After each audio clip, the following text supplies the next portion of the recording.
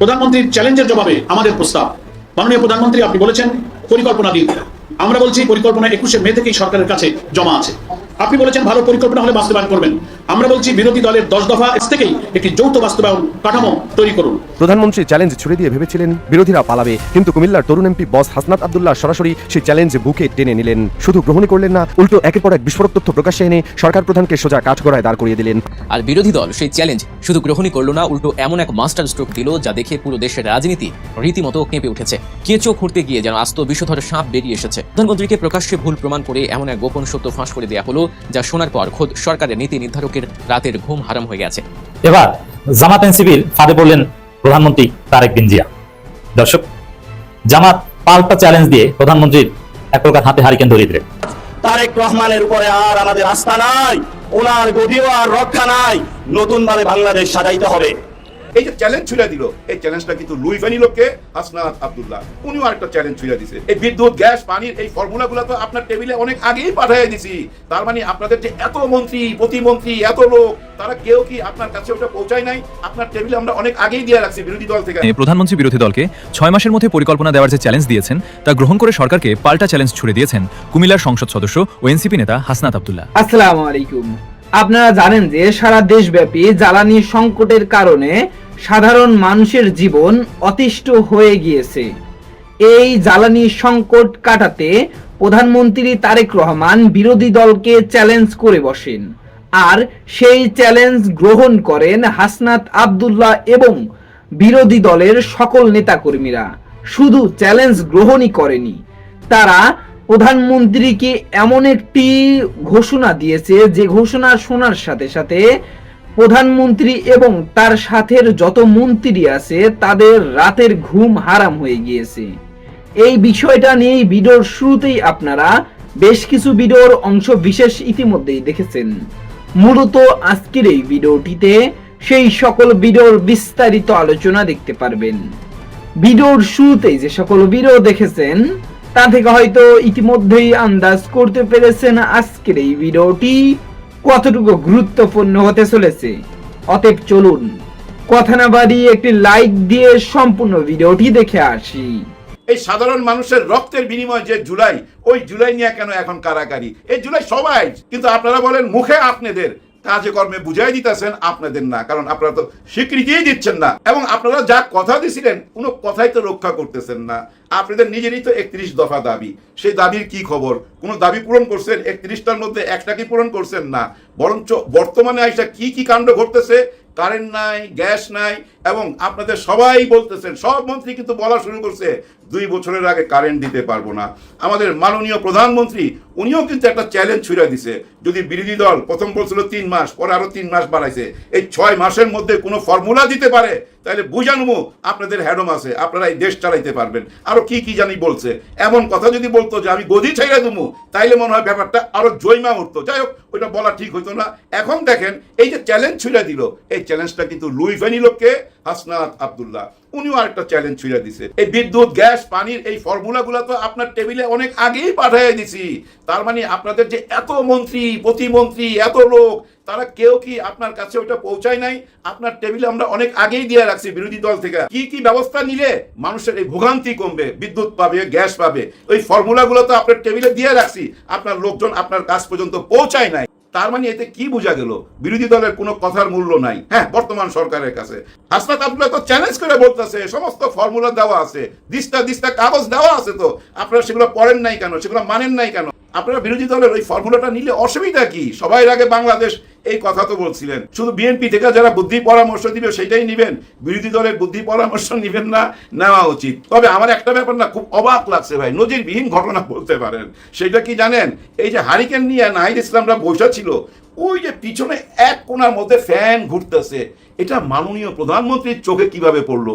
আমার মনে হয় এটা রাশেদ খান দেখাই দিছে। ওই যে দেখেন পিছনে ফ্যান, তার মানে কারেন্ট আছে। ওইটার জবাব দিছে কে?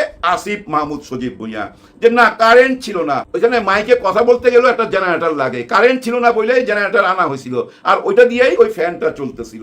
দেখছেন পোলাপানের জবাব। আপনি যা কিছু জিজ্ঞাসা করবেন সব কিছুরই উত্তর আছে, কিন্তু উত্তর পাবেন না কার কাছ থেকে? আমাদের শেখ হাসিনার কাছ থেকে। হ্যাঁ ভাই, আমাদের প্রাক্তন প্রধানমন্ত্রী 17 বছর এই দেশ শাসন করে এখন দিল্লিতে আছে। সবাই বলতেছিলেন উনি মারা গেছে, ওনার অডিও ভয়েস সব এআই। না, প্রমাণ হয়ে গেল 15ই আগস্ট উনি চুপ ছিল, ওনার বাপের জন্য উনি কোনো কথা বলে নাই, একেবারেই চুপ ছিল। যে মানুষটা কখনোই চুপ থাকতে পারে না, সব সময় অডিও বার্তা দেওয়া যায়, কিন্তু 15 আগস্ট নিয়ে কোনো রকম কথা বলে নাই। এই পর্যন্ত কোনো অডিও কল পাইছেন? পান নাই। তার মানে কি জানেন? একটা চাপ সৃষ্টি হয়েছে। এটাই তো প্রমাণ হয় বাংলাদেশের চাপটা এতদিনে গিয়া ওনার ঘাড়ের মধ্যে পড়ছে।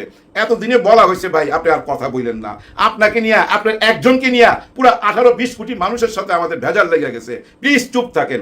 তার মানে কি শেখ হাসিনা ধীরে ধীরে ভারতের মাথার বোঝা হয়ে গেছে, গলার কাটা হয়ে গেছে। এই কাটা বাইর করতে চায়, এই বোঝা নামাইতে চায়, যার জন্য বুদ্ধি পরামর্শ দিছে আপনি দেশে চলে যান। এখানেও তো আপনি বন্দি অবস্থা, ওইখানেও বন্দি অবস্থায় থাকবেন, অসুবিধা কি? অন্তত আপনার দলটা তো বাইচা যাবে। আর ওই পরামর্শটা শুই নাই কিন্তু ডিসেম্বরে আসার ডিক্লার দিছে, আর ডিসেম্বরে আসার কথা শুই নাই ঝাঁপায় পড়ছে কিছু মানুষ, যারা এখন আদালত পর্যন্ত চলে গেছে ডক্টর ইউনূসের বিচার চাওয়ার জন্য। ডক্টর ইউনূস যেন বাংলাদেশ থেকে বাইর না হইতে পারে, যার জন্য আদালতে চলে গেছে। অপরাধ কি? উনি 32 নম্বর ভাঙছিল। হ্যাঁ, উনি রাত্রেবেলা যায় 32 নম্বর নিজের হাতে ভাঙছে, তাই না? এর জন্য উনি যেন বিদেশ না যাইতে পারে, ওনাকে রুইখা দিতে হবে, বাংলাদেশে রাখতে হবে, ওনাকে আইনের আওতায় আনতে হবে, গ্রেপ্তার করতে হবে। অতীতে বহুবার উনি পালায় চলে গেছে, এবার যেন পালাইতে না পারে। চিন্তা করেন কি ধরনের চাওয়া, কেমনে এই সাহসটা পায়? এটাই হলো বড় প্রশ্ন। কারা পিছনে তাল দিতেছে? ভাই যেই তাল দেন না কেন সরকারের ক্ষতি করতেছেন আপনারা। হ্যাঁ, বর্তমান সরকারের ক্ষতি করতেছেন। কেন এই কথাটা বললাম? শেখ হাসিনা চিনে ডক্টর ইউনূস কি বলতো না, ওই পদ্মা থেকে টুস করে ডুবাই দিবে। কেন এত রাগ ছিল? রাগ থাকার কারণ একটাই, ওই যে পদ্মা সেতুর টাকাটা ব্লক করে দিছিল, মনে আছে আপনাদের? ওই পদ্মা সেতুর টাকা না পায়া শেখ হাসিনার মাথা খারাপ হয়ে গেছে। ওই দিন থেকেই রাগ, যার জন্য ওই 8 তলাতে উঠাইছে আর নামাইছে, লিফট বন্ধ করে দিয়ে 8 তলা উঠাইছে আর নামাইছে। বুঝেন এবার কি রাগ উনার? কেন এত রাগ? কারণ উনি বিদেশে কোনো সুবিধা করতে পারছিল না, চীনে যায় সুবিধা করতে পারে নাই, চীন থেকে ফেরত আসছে, একদিন আগে চলে আসছিল। উনি যেখানেই যাইতো, বিদেশের যেখানেই যাইতো শেখ হাসিনা, উনি ছায়া দেখতে পাইতো ডক্টর ইউনূসের। ওনার কাছে মনে হইতো ডক্টর ইউনূস বোধহয় সবকিছু আটকায় রাখছে। এই কথাটা মনে রাখেন। এই যে শেখ হাসিনার যে একটা, এই যে শেখ হাসিনার ভিতরে যে একটা ইউনূস ভয় ঢুকছিল, একেবারে ফালাই দিয়েন না। কিছু তো একটা কিছু করছে, নাহলে শেখ হাসিনা তো ভয় পাইতো কেন? ওনাকে অপমান করা হইলে এই অপমানটা কিন্তু বিদেশে অনেকেই মাইনা নিবে না। আর সেটা যদি মাইনা না নিতে পারে তাহলে কি হবে? কার ক্ষতি হবে? আমার দেশের ক্ষতি হবে, আমার দেশের উন্নতির ক্ষতি হবে। আর এই ক্ষতিটা দায়িত্ব যায় পড়বে কোথায়? বর্তমান সরকারের উপর। তাই আমি বলবো মাননীয় প্রধানমন্ত্রী, আপনি কিন্তু হাত ধরে ওনাকে স্টেজে উঠায় নিয়েছিলেন, ওই সম্মানটাই দিবেন। ওই সম্মানের উপরে যদি কেউ আঘাত করতে চায়, ওই আঘাতটা রুইখা দেন আপনি। এই ভুল পথে যায়েন না। যারা এইসব মামলা মোকদ্দমা করতেছে, এদের পিছনে কারা টাকা ব্যয় করতেছে, গোয়েন্দা লাগায় খোঁজ খবর নেন, তাইলে সব বুঝতে পারবেন। আরেকটা জিনিস মাথায় রাখবেন, এটা বলেই বিদায় নিব। বাংলাদেশের জনগণ ভাই ধীরে ধীরে বুঝতে পারতেছে ডক্টর ইউনূস স্যার কেমন ছিল। ওনার আমলে কিন্তু আমরা 2টা ঈদ পার করছি খুবই ভালোভাবে, পুরা রোজা পার করছি খুবই ভালোভাবে, জিনিসপত্রের দাম বাড়ে নাই, গ্যাস পাইছি, বিদ্যুৎ পাইছি, সবই ঠিকঠাক ছিল। এখন কেন সব ঠিকঠাক না? নির্বাচিত সরকার আইসা সব ঠিকঠাক করে ফেলবে এরকমই তো কথা দিছিল। এখন বলতেছে 2 বছরের আগে বিদ্যুৎ ঠিক হবে না।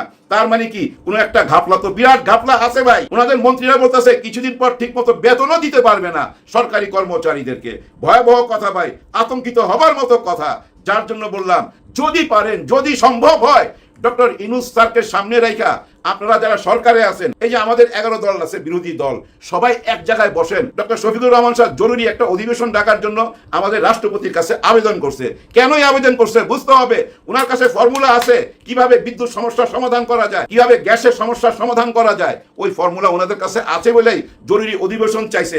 মহামান্য রাষ্ট্রপতি, আপনি একটা জরুরি অধিবেশন ডাকেন, তাড়াতাড়ি এই সমস্যাগুলো সমাধান করেন। সবাই মিলে এখন এক জায়গায় আসেন, ওনাদের কথা শুনেন না যারা আপনাকে ওই পিছনে ঘুরতেছে যে ফ্যান, ওইটা দেখায় দেয়। ইনাদের কথায় আইসেন না যারা ঋতু বদলাইবার আগে কথা বদলায় ফেলায়। তাদের কথার মধ্যে পড়েন না। আর মাননীয় প্রধানমন্ত্রী আপনি বলছিলেন যার জবান ঠিক নাই তার ধর্ম ঠিক নাই, এই কথাটা আপনার বিশ্বাস করতে চাই। আপনি প্রমাণ দিয়ে দেন যাদের কথা ঠিক নাই তাদের ধর্ম ঠিক নাই। এটার প্রমাণ দেওয়ার জন্য একটাই রাস্তা, এই গণভোটের অধিকার। এই গণভোটের অধিকার যতক্ষণ না দিবেন পুরো দেশকে এক করতে পারবেন না। আর বর্তমান যে সিচুয়েশন, এই সিচুয়েশন সামলাবার জন্য সবাইকে এক হইতেই হবে, এই ছাড়া আর কোনো উপায় নাই। এবার জামাত এনসিপির ফাঁদে পড়লেন প্রধানমন্ত্রী তারেক বিন জিয়া। দর্শক, জামাত পাল্টা চ্যালেঞ্জ দিয়ে প্রধানমন্ত্রীর এক প্রকার হাতে হারিকেন ধরিয়ে দিলেন। মাননীয় প্রধানমন্ত্রী চ্যালেঞ্জ দিয়েছেন বিরোধী দলের উদ্দেশ্যে, অথচ এই চ্যালেঞ্জে আগেই গ্রহণ করে তার টেবিলে প্রস্তাবনা জমা দেওয়া হয়েছে এটা তিনি জানেনই না। এটা গতকাল হাসনাত বলেছে, আজকে জামাত সংবাদ সম্মেলন করে বলে দিয়েছে। ডিটেইলস প্ল্যান জামাত সংবাদ সম্মেলনে উপস্থাপন করেছে। দর্শক, এখন পাল্টা চ্যালেঞ্জ হয়ে গেছে। এখন এমন অবস্থা, প্রধানমন্ত্রী আক্ষেপ করছেন, আরে আমি কি জন্য যে এই ফাও চ্যালেঞ্জ দিতে গেলাম। এখন পাল্টা তারা যে কার্যকর পরিকল্পনার কথা বলেছে, ওই পরিকল্পনা বাস্তবায়ন করার চ্যালেঞ্জ করে দিয়েছেন যে আপনি পারলে এটা বাস্তবায়ন করেন। এবং সরকারি দল যে তাদের ব্যর্থতা ঢাকতে উল্টোপাল্টা কথা বলছে, এটা জামাত জনগণকে বোঝাতে সক্ষম হয়েছে এবং এটার প্রমাণ দিয়েছে। বিরোধিতার খাতিরে বিরোধিতা করছে প্রধানমন্ত্রী নিজে, এবং সরকারের কোনো আসলে প্ল্যান নাই, এবং যে প্ল্যান এটা অবাস্তব কল্পনা বিলাস। সবথেকে বড় যুক্তি শুনেন, যেমন প্রধানমন্ত্রী নিজে বলেছেন আমাদের 10 বছর মেয়াদী প্ল্যান, আবার কেউ বলছেন 20 বছর মেয়াদী। আরে আপনার ক্ষমতা 5 বছরের, আপনি 10 বছর মেয়াদী প্ল্যান দিয়ে আপনি কি ধুয়ে পানি খাবেন? আপনাকে কে বলেছে? হ্যাঁ, একটা রাষ্ট্রের দীর্ঘমেয়াদী অনেক প্ল্যান থাকে, কিন্তু আপনার এই ধরনের জরুরি বিষয় প্ল্যান থাকতে হবে 90 দিনের, 6 মাসের, বা সর্বোচ্চ আপনার 5 বছরের। আপনি কি 10 বছর ক্ষমতায় থাকতে পারবেন? হ্যাঁ, 10 বছরের একটা সরকারের টেনিউর হলে দ্যাট ওয়াজ ডিফারেন্ট, বাট এরকম তো কিছু না। তার মানে কি এইসব প্ল্যান এগুলো সব হতবাদী। আবার অর্থমন্ত্রী বলছেন 2 বছর লাগবে গ্যাস সংকট সমাধান হতে, আরেকজন বলছে 5 বছর লাগবে। মানে কে আরেকজন বলছে যে সমাধানই হবে না মনে হয়। মানে কে কি বলছেন তারা নিজেরাই কিছু জানেন না।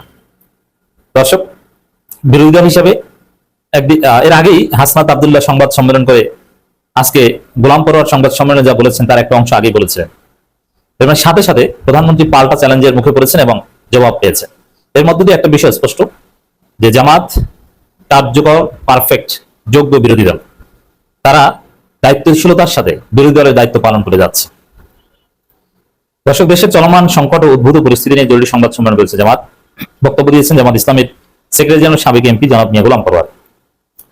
এখানে এই বক্তব্যের চাইতে গুরুত্বপূর্ণ জামাত ইসলামের পাবনা 1 আসনের যিনি এমপি, সাবেক আমির জামাত মাওলানা মতিউর রহমান নিজামীর যোগ্য সন্তান ব্যারিস্টার নজিব মোমেন, তিনি বলছেন মাননীয় প্রধানমন্ত্রী আপনাকে আমরা পাল্টা চ্যালেঞ্জ দিচ্ছি। বিরোধী দলের নেতার পরামর্শ মতে জরুরি সংসদ ডেকে সকল দল ও এক্সপার্টদের সমন্বয়ে জাতীয় টাস্ক ফোর্স গঠন করুন। এখন এই সবাইকে নিয়ে এই টাস্ক ফোর্স গঠন বা এগুলো সর্বদলীয় কমিটি, এটা গোলাম পরোয়ার বলেছেন, এইগুলো প্রধানমন্ত্রী পারবেন না, এবং সিদ্ধান্ত সর্বসম্মতক্রমে সংসদে হলেও বাস্তবায়ন করতে পারবেন না। কারণ কি?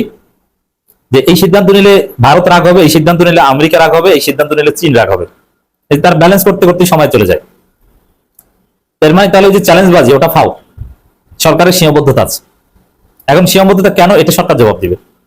সাধারণ জনগণ, আমরা হয়তো পলিসি বুঝবো, কিন্তু সাধারণ জনগণ তারা কিছু বুঝতে চাইবে না। তারা শুধু জানতে চায় আমি সুইচ টিপ দিব, আমি বিদ্যুৎ পাবো, আমি সকালে চুলার সুইচ অন করবো, আমি গ্যাস পাবো।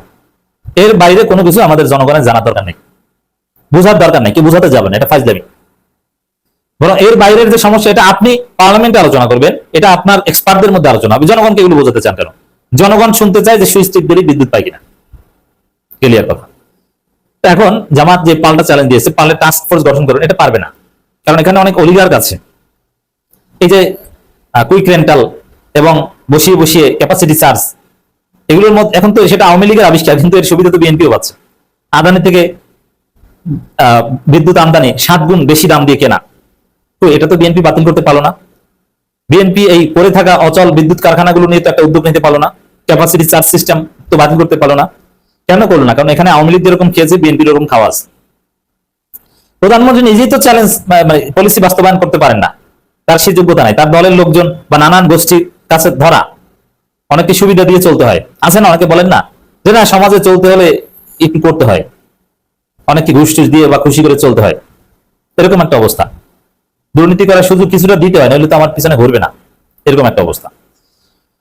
দর্শক, 11 দফা জনদাবি মেনে নেয়। 11 দফা দাবি জামাত নানান ভাবে একদম জাতীয় রাজপথে সমাবেশের মাধ্যমে দিয়েছে। ওইটি তো অল্টারনেটিভ পলিসি। ওইটা কি প্রধানমন্ত্রী জানেন না? এর মানে রাজপথে বিক্ষোভ মিছিল করে বিরোধী দল দাবি দেয়, ওই খবর প্রধানমন্ত্রীর কাছে যায় না। 6 মাসে জ্বালানি সমস্যার সমাধান অবশ্যই হবে। 6 মাসের সমাধানের প্ল্যান জামাত দিয়ে দিয়েছে, লিখিতভাবে দিয়েছে, আগেও দিয়েছিল, আবার দিয়েছে, সংবাদ সম্মেলন করে, ফেসবুক পোস্ট দিয়ে, রাজনৈতিক বক্তব্য দিয়ে আবার স্মরণ করে দিয়েছে। এখন পারলে জামাতের চ্যালেঞ্জ গ্রহণ করুন, পারবেন না। দর্শক, সংবাদ সম্মেলনে মিয়া গোলাম পরোয়ার দীর্ঘ বক্তব্য দিয়েছেন, লিখিত বক্তব্য।